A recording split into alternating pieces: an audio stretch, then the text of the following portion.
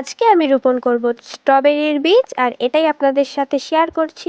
এটি হচ্ছে কম্পোস্ট মানে গোবর। এটি এখন আমি রোদে দিচ্ছি। বিছিয়ে দেওয়ার পর একটু হাত দিয়ে নাড়িয়ে দিচ্ছি যাতে তাড়াতাড়ি শুকিয়ে যায়। আর এটি হচ্ছে আমার টব, আর এই পাতা দিয়ে টবের ফাটাটি আমি ঢেকে দেব। আর এখানে আমি সব মাটি মিশাবো। এটি হচ্ছে সাধারণ দোআঁশ মাটি, এটি হচ্ছে খৈল, আর এখানে ভার্মি কম্পোস্ট দেওয়ার কথা ছিল, আমার কাছে নেই। এটি ঘর বানানোর জন্য যা আমরা বালি ব্যবহার করি, ওই বালি, আর এটা তো শুকিয়ে রাখা কম্পোস্ট।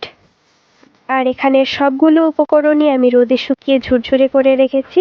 আর এগুলোর জাস্ট কালার কম্বিনেশনটা আপনারা দেখুন, কি সুন্দর লাগছে। এখন আমি সবগুলো মিশিয়ে নিচ্ছি। আপনারা প্লিজ ভিডিওটি দেখবেন, আর ভালো লাগলে লাইক দিবেন, যারা নতুন চ্যানেলটি সাবস্ক্রাইব করবেন। এখন আমি এটাকে রোদে শুকিয়ে ভালো করে ঝরঝরে করে নিলাম। এখন আমি মাটি দিয়ে টবটি ভরাট করব, আর তারপরে উপর দিকে বীজ দিয়ে দেব। এখন আমি মাটি দিয়ে সম্পূর্ণ টবটি ভরাট করছি। আর এই হচ্ছে স্ট্রবেরির বীজ। এটা কিন্তু কেনা বীজ নয়, গতকাল রাতে আমাদের ঘরে খাওয়া হয়েছিল, সেখান থেকেই আমি কয়েকটি আর কি রেখেছিলাম গাছ রোপণ করার জন্য। এখন এর উপর দিয়ে আমি কিছু বেঁচে যাওয়া মাটি দিয়ে দিচ্ছি, আর এক ফোঁটা জল দিয়ে দেখাচ্ছি যে আমি জল দিচ্ছি। আমি পরে হাত দিয়ে ছিটিয়ে ছিটিয়ে দিচ্ছিলাম। তো এই হচ্ছে আমার ফাইনাল লুক।